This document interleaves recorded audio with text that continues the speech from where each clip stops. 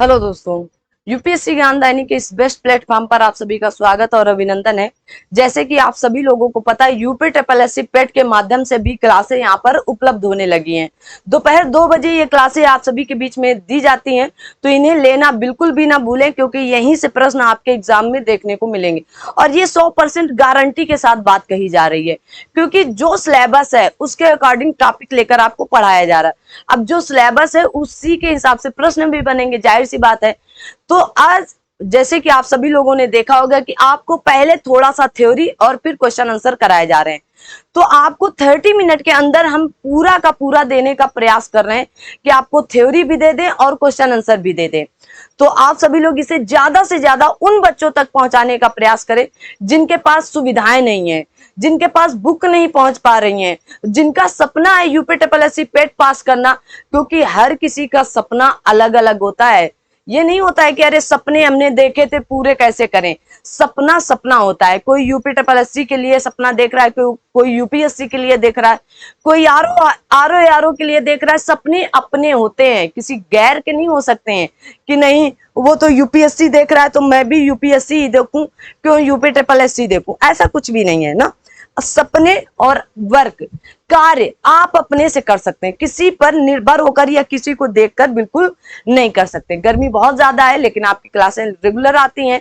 तो आज हम लोग जैसे कि सैंधो सभ्यता आप लोगों के बीच या सिंधु घाटी सभ्यता के क्वेश्चन आंसर पहुंच चुके, वैदिक संस्कृति से संबंधित आपके सामने थ्योरी और क्वेश्चन आंसर पहुंच चुके। आज हम लोग देखने वाले बौद्ध धर्म, और बौद्ध धर्म में भी ये बताया गया है खास करके गौतम बुद्ध जीवनी और शिक्षाएं से संबंधित, उसमें सिलेबस में ऐसा खुद ही मेंशन करके दिया गया है।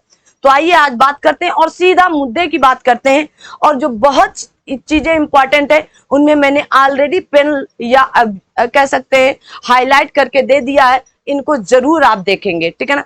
तो बौद्ध धर्म से संबंधित बातें देखते हैं। कहा गया गौतम बुद्ध का जन्म कपिल वस्तु के निकट लुम्बिनी में 563 ईस्वी ईसा पूर्व में हुआ था। इंपॉर्टेंट है, याद करके रखें। कहा गया बुद्ध के पिता सुद्धोधन शाक्य गण के प्रधान थे तथा माता माया देवी कोली गणराज या कोली वंश की कन्या थी। गौतम बुद्ध बचपन में इनका नाम सिद्धार्थ नाम से जाना जाता है। किस नाम से? सिद्धार्थ के नाम से। 29 वर्ष की अवस्था में इन्होंने गृह त्याग दिया, जिसे बौद्ध ग्रंथों में क्या महाभिनिष्क्रमण कहा जाता है। इंपॉर्टेंट है, ठीक है ना, संज्ञा दी गई है।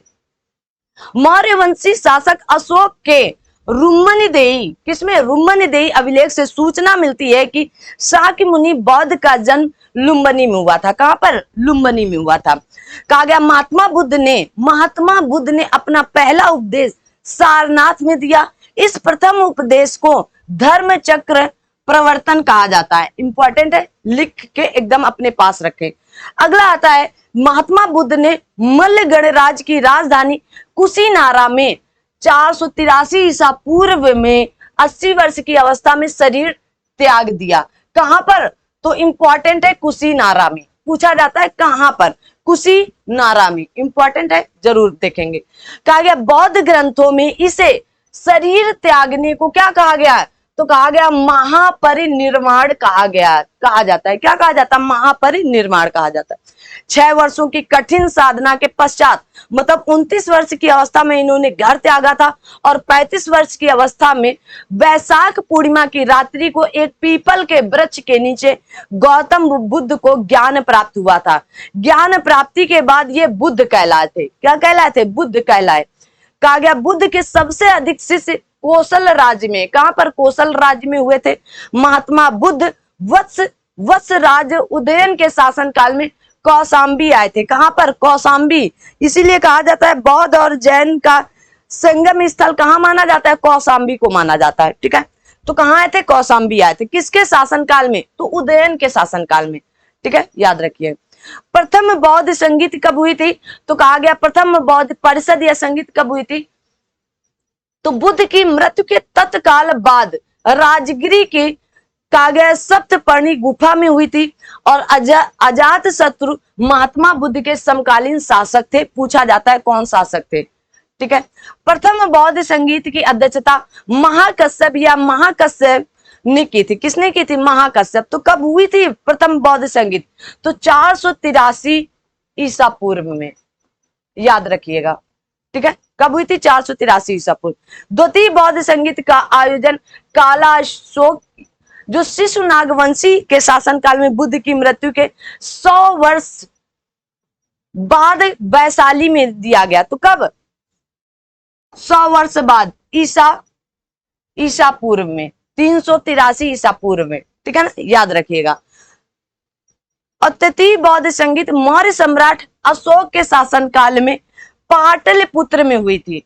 तो पहली कहां हुई थी? तो आप कहेंगे, देखिएगा, पहली आपकी कहां पर हुई थी? तो पहली आपकी राजगिरी में हुई थी, दूसरी आपकी कहां पर? वैशाली में, और तीसरी आपकी पाटलिपुत्र में हुई थी। याद रखना है। ठीक है ना।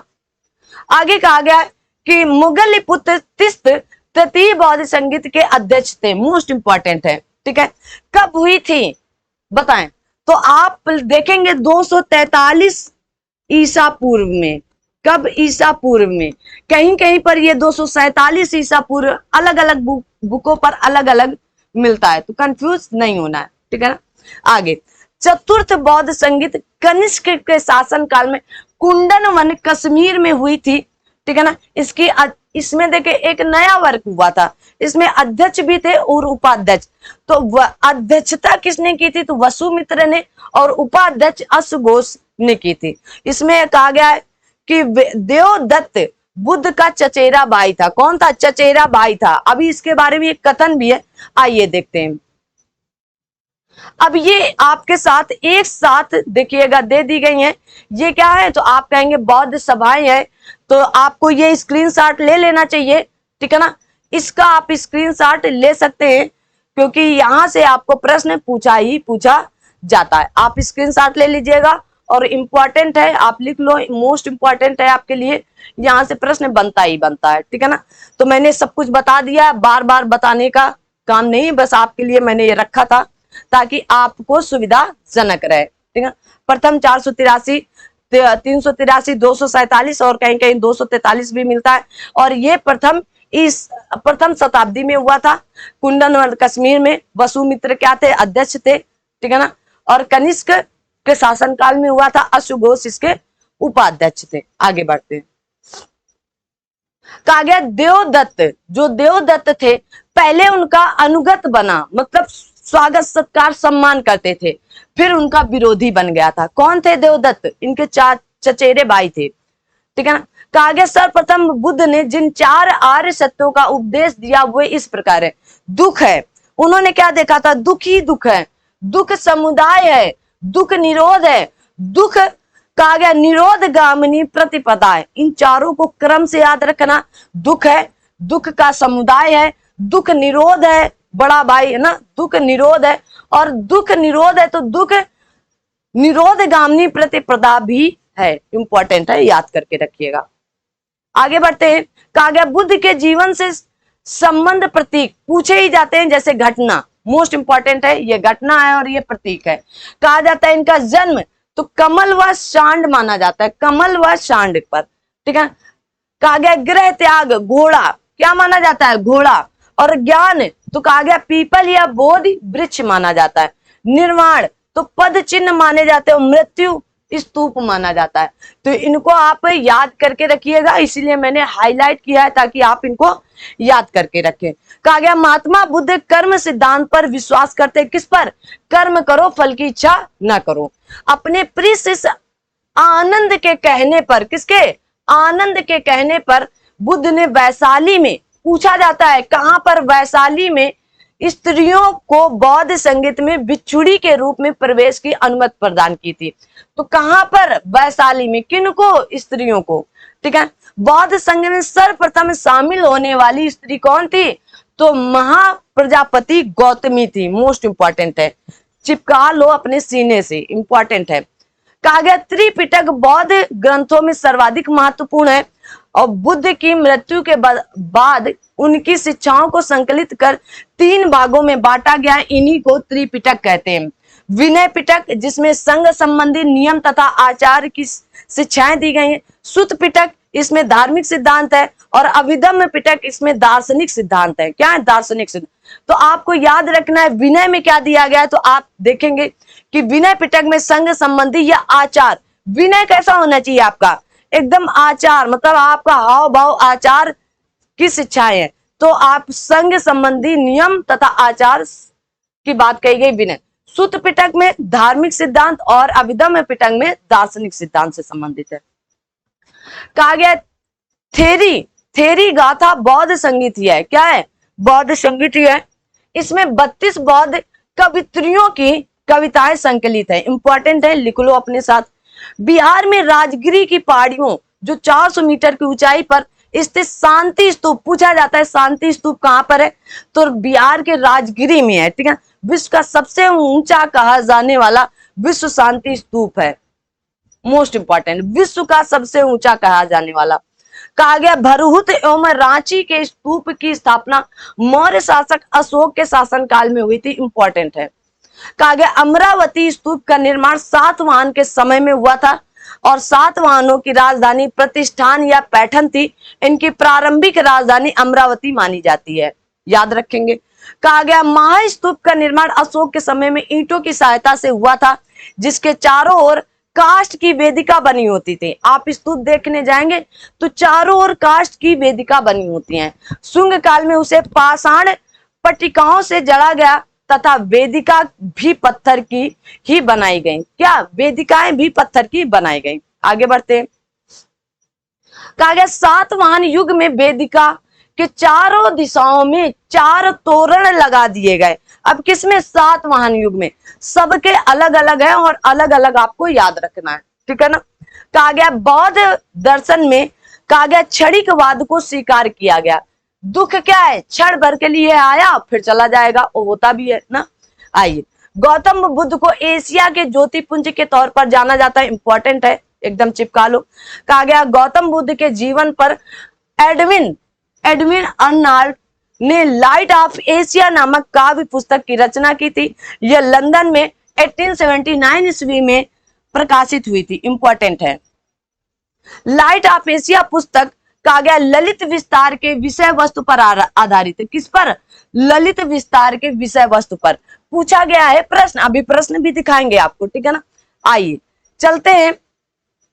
कहा गया कुषाण काल में ही गांधार एवं मथुरा कला शैली के तहत बुद्ध एवं बौद्ध सत्यों की बहुसंख्यक मूर्तियों का बैठी हुई एवं खड़ी हुई स्थिति में निर्माण कराया गया था। कहां पर?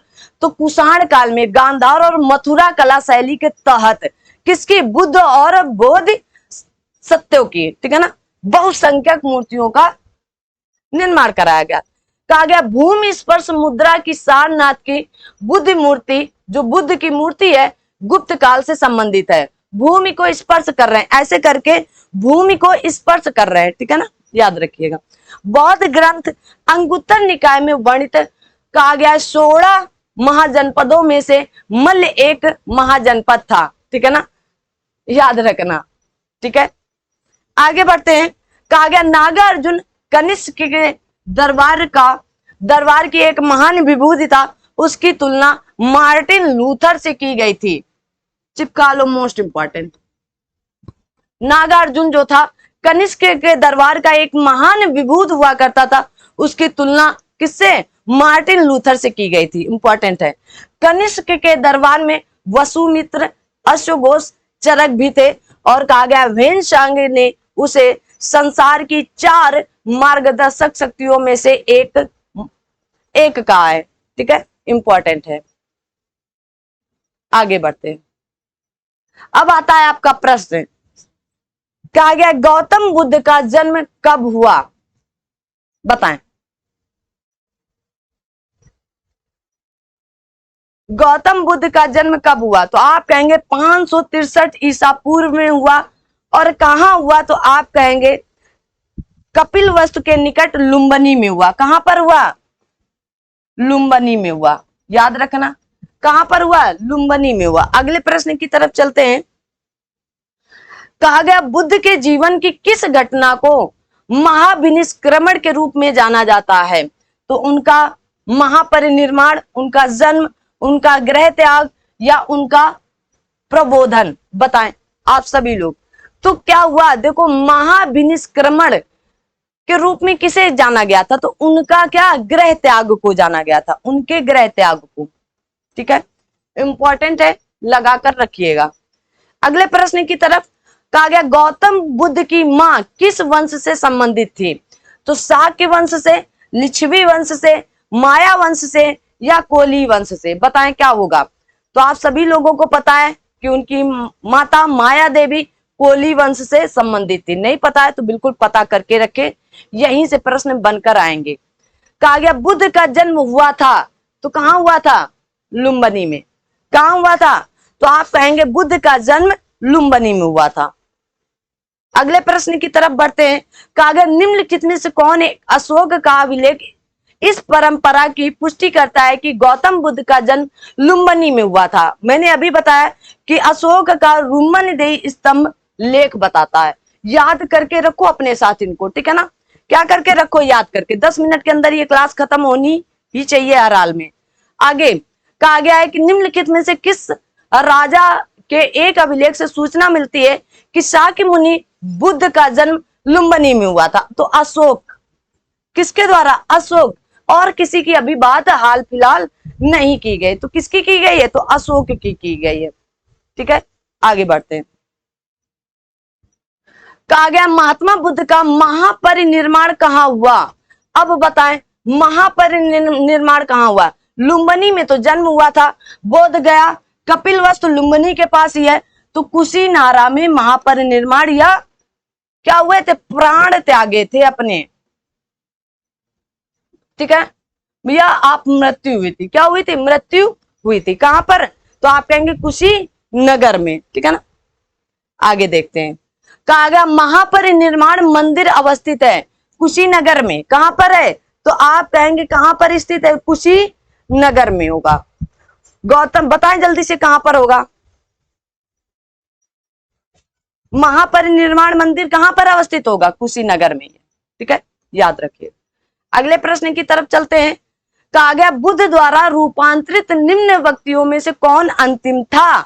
आनंद, आनंद के कहने पर तो उन्होंने क्या किया था, वैशाली से स्त्रियों को बिछुड़ी बनाया था। वसुमित्र, गोसल या सुबद। अब बताएं आप सभी लोग कि इसका उत्तर क्या होगा, तो आप कहेंगे सुबद को माना गया था। किसको, सुबद को। ठीक है ना, इंपॉर्टेंट है, याद करके रखें। ये नहीं थे, ये तो पहले माने जाते हैं। आइए अगला प्रश्न है आप सभी के बीच में कि बुद्ध ने अपने जीवन के अंतिम वर्षा ऋतु कहां बिताई थी। श्रावस्ती में, कुशीनगर में, वैशाली में या सारनाथ में। जल्दी से बताएं कहां पर बिताई थी। कहा गया बुद्ध ने अपने जीवन की अंतिम वर्षा कहां पर बिताई थी, तो आप कहेंगे कहां पर बिताई थी, अंतिम वर्षा अपने जीवन की वैशाली में बिताई थी। कहां पर, वैशाली में। ठीक है, आगे बढ़ते हैं। कहा गया है कि अलार कलाम कौन थे, बुद्ध के एक शिष्य थे, एक प्रतिष्ठित बौद्ध भिक्षु थे, बुद्धकालीन एक शासक, बुद्ध के एक गुरु थे। बताएं कौन थे, अलार कलाम कौन थे। अब आप कमेंट बॉक्स में कमेंट करके बता भी सकते हैं। तो कहा गया महाविनिष्करण के बाद ज्ञान की खोज में महात्मा बुद्ध अलार कलाम के आश्रम में पहुंचे तथा उनसे शिक्षा ली। अलार कलाम के आश्रम में उन्होंने तपस्या की किंतु वो संतुष्ट नहीं हो सके थे ना, तो क्या थे, अलार कलाम उनके गुरु थे। किसके, महात्मा बुद्ध के गुरु थे। आगे कहा गया महात्मा बुद्ध ने अपना पहला धर्मचक्र प्रवर्तन किस स्थान पर दिया था, तो सारनाथ में दिया था। ठीक है, वाराणसी के सारनाथ में 5 लोगों को, कहां पर, 5 लोगों को। आज भी वैसा है, मतलब पूरा चित्रात्मक दिखाया गया है। ठीक है, चित्र बना करके। अब कोई तो था रहा होगा ना। आइए, बुद्ध ने अपना पहला उपदेश कहां दिया, सारनाथ में। देखो अलग अलग तरह के अलग अलग उत्तर आए हैं। कहा गया बुद्ध ने सर्वाधिक उपदेश कहां दिए, वैशाली में, कौशाम्बी में, श्रावस्ती में, राजगिरी में। बताएं बुद्ध ने सर्वाधिक, बताओ भाई, बुद्ध ने सर्वाधिक उपदेश कहां दिए, तो बुद्ध ने सबसे अधिक शिष्य इनके कौशल राज्य में थे, और जहां यहाँ की राजधानी क्या थी, श्रावस्ती थी। क्या थी, श्रावस्ती में। यहीं पर सबसे ज्यादा इनके क्या थे, शिष्य थे। कहां पर? कौशल में। ठीक है, याद रखिएगा। अगले प्रश्न की तरफ बढ़ते हैं। कहा गया बुद्ध कौशाम्बी किसके राज्यकाल में आए थे? तो आप कहेंगे सतानिक, बोध, निच्छु या उदयन। तो उदयन के काल में आए थे। कहां पर आए थे? तो कौशाम्बी आए थे आपके। कहां पर? कौशाम्बी आए थे। इंपॉर्टेंट है, एकदम चिपका के अपने साथ रखो। अगला प्रश्न कहा गया बुद्ध की मृत्यु के पश्चात प्रथम बौद्ध संगीत की अध्यक्षता किसने की थी? तो आप कहेंगे महाकश्यप जी किए थे। कब हुई थी? तो 483 ईसा पूर्व में। कहां हुई थी? राजगृह में। ठीक है ना, याद रखिएगा। ठीक है, याद रखेंगे ना? हाँ बिल्कुल, आपको याद रखना ही रखना है। ठीक है ना, याद रखने वाली बात नहीं है, आपको याद रखना ही पड़ेगा। ठीक है, आगे बढ़ते हैं। अगला प्रश्न है कि प्रथम बौद्ध महासभा कहां आयोजित हुई थी? तो राजगृह में हुई थी। इंपॉर्टेंट है, रिपीट हो रहे हैं, जरूर आपके लिए फायदेमंद है। सप्तपर्णी गुफा स्थित है। अब बता दो सप्तपर्णी गुफा कहां पर होगी? अगर इसका उत्तर ना है तो फिर आपका बेकार है। जल्दी से, तो आप क्या बताएंगे? राजगृह में स्थित है। कहां पर है? राजगृह में। आगे देखो, सुमेलित करने के लिए दिया गया है कि इनका जन्म कहां हुआ था, इन्हें ज्ञान कहां प्राप्त हुई, प्रथम प्रवचन कहां दिए और निधन कहां पर हुआ। ठीक है ना, तो जन्म इनका कहां पर हुआ था? लुम्बिनी में हुआ था। ज्ञान कहां प्राप्त हुआ था इनको? तो बोध गया में हुआ था। ठीक है ना, प्रथम प्रवचन कहां दिए थे? तो सारनाथ में। और निधन कहां हुआ था? कुशीनगर में हुआ था। ठीक है ना, तो 3 2 1 4, 3 2 1 4।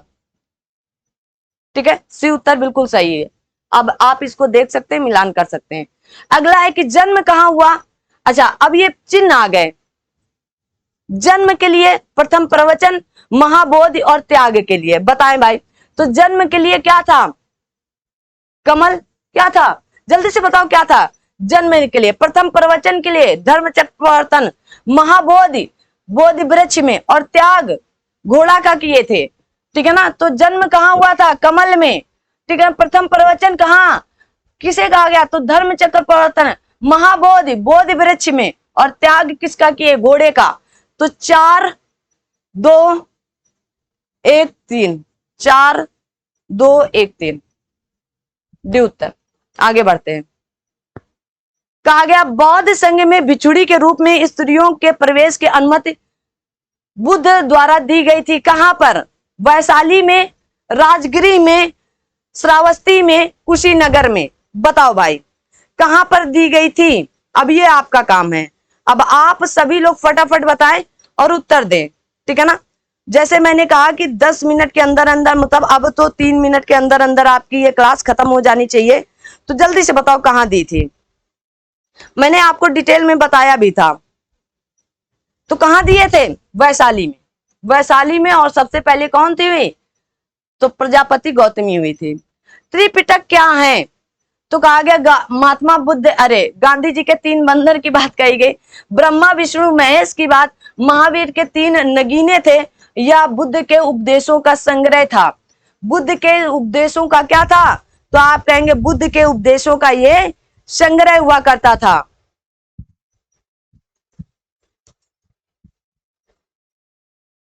ठीक है, आगे बढ़ते हैं। और त्रिपिटक में कौन कौन? विनय पिटक, सुत पिटक और आपका अभिधम्म पिटक, मैंने पहले भी बता रखा है। आगे कहा गया त्रिपिटक किसकी धार्मिक पुस्तक है? तो क्या पढ़ रहे हैं? बौद्ध पढ़ रहे हैं, तो बौद्धों की होगी ना। बौद्धों की क्या थी? धार्मिक पुस्तक थी। ठीक है, बौद्धों की क्या थी? धार्मिक पुस्तक थी। अगला क्वेश्चन,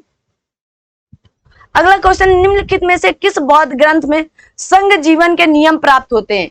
किस बौद्ध ग्रंथ में संघ जीवन के नियम प्राप्त होते हैं? तो कहां पर मैंने बताया था? आचार्य संहिता की बात कही थी। तो कहां पर? विनय पिटक में। कहां पर? विनय पिटक में। ठीक है ना, अभिधम्म पिटक किससे संबंधित था? बताएंगे कमेंट बॉक्स में आप, हमने बता रखा है पहले। कहा गया निम्न में से किस बौद्ध साहित्य में महात्मा बुद्ध के नैतिक एवं सिद्धांत संबंधी प्रवचन संकलित हैं? तो विनय पिटक में, जातक कथाएं में, अभिधम्म पिटक में, सुत पिटक में। बताओ भाई जल्दी से, अब आप बताएं इसका उत्तर क्या होगा। कहा गया है निम्न में से किसमें हो सकता है? तो सुत्त पिटक में महात्मा बुद्ध के नैतिक एवं सिद्धांत संबंधी प्रवचन है। किसमें? सुत्त पिटक में। इंपॉर्टेंट है, चिपका लो। लास्ट के 2 मिनट। कहा गया बौद्ध धर्म में त्रिरत्न का क्या अभिप्राय है? तो त्रिपिटक है, बुद्धम धम्मम संगम है, सत्य अहिंसा करुणा है, शील समाधि संग है। बताएं क्या होगा? शील समाधि संग है। तो आप क्या कहेंगे कि बुद्धम धम्मम एवं संगम बौद्ध धर्म के त्रिरत्न है। क्या है? त्रिरत्न है। इंपॉर्टेंट है, याद कर लो। कहा गया विश्व का सबसे ऊंचा कहा जाने वाला विश्व शांति स्तूप बिहार में कहां पर है? मैंने बताया था विश्व का है, तो कहां पर है? राजगीर पर है। मोस्ट इंपॉर्टेंट है, याद करके रखो। आगे बढ़ते हैं। कहा गया संसार अस्थिर और क्षणिक है। का निम्न में से किससे संबंध है? बौद्ध से है। अस्थिर भी है और क्षणिक भी है। इंपॉर्टेंट है। कहा गया निम्नलिखित में से किसे एशिया के ज्योतिपुंज के तौर पर माना जाता है? तो किसे माना गया है? गौतम बुद्ध जी को माना गया है। इंपॉर्टेंट अभी फिलहाल यही है और इन्हीं की बात चल रही, तो इन्हीं को याद करके आप रखें। ठीक है। लास्ट क्वेश्चन आज की क्लास का। लास्ट क्वेश्चन आज की क्लास का कहा गया है सर एडविन अर्नाल्ड की पुस्तक द लाइट ऑफ एशिया आधारित है। कहा गया दिव्यावधान पर, तो ललित विस्तार पर। किस पर? ललित विस्तार पर। लास्ट बात वहां पर भी थ्योरी पर भी थी, थ्योरी पर भी यही लास्ट थी और पीवाईक्यू पर भी यही लास्ट हो गई। ठीक है ना। तो याद करके इतने जितने 25 क्वेश्चन आपको दिए जा रहे हैं, तो यहीं से प्रश्न आपको एग्जाम हॉल में दिखने वाले हैं। और ये वीडियो आप ज्यादा से ज्यादा लाइक शेयर कमेंट जरूर करें। आपको यहाँ पर टॉपिक वाइज इतिहास पढ़ा रहे हैं, बड़ी बात है आपके लिए ना। आपके लिए हो सकता है छोटी बात हो जाए, लेकिन मेरे लिए बड़ी बात है। ठीक है, इतिहास। ठीक है ना। और जब जाग्रफी और उसके लेकर आएंगे तो अलग ही बात रहेगी, लेकिन इनको निपटा कर रखें। तो थैंक यू सो मच आज की क्लास के लिए। अगली क्लास में मिलते हैं बहुत जल्द। तब तक आप सभी लोग अपना ख्याल रखें, अपने साथ सभी अपनों का। जय हिंद, जय भारत।